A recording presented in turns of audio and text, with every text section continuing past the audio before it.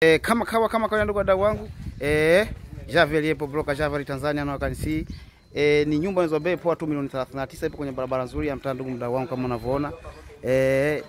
Bana hapa unawekewa vyoo, unawekewa umeme, unawekewa na tiles. Kwa bei poa tu ya shilingi milioni 39 za Kitanzania ndugu wadau wangu. Kama unavyoona, most welcome. Ipo kwenye barabara nzuri za mtaa kama unavyoona. Kama unavyoona ndugu mdau wangu, kwenye barabara nzuri ya mtaa.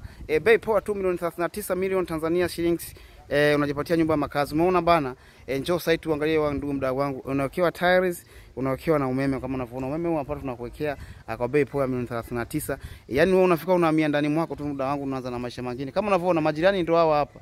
Yaani hawa wote ni majirani ndugu mnavyoona, ndugu mdau wangu kama unavyoona. Hawa ni majirani, haina shida kuomba kiberiti, kuomba mkaa, kuomba maji ya kunywa. Unafika tu majirani wapo. Javel yepo broker Javel Tanzania.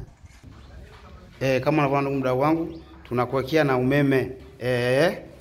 Javel yepo. Hii dining room ndugu mdau wangu, hii hapa ni sitting room.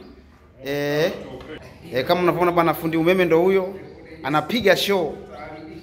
Karibu ndugu wadau wangu. Umeme unawekewa kama kwenye system ya kuweka umeme nyumba hii ndugu mdau wangu. Na wakiwa na tiles.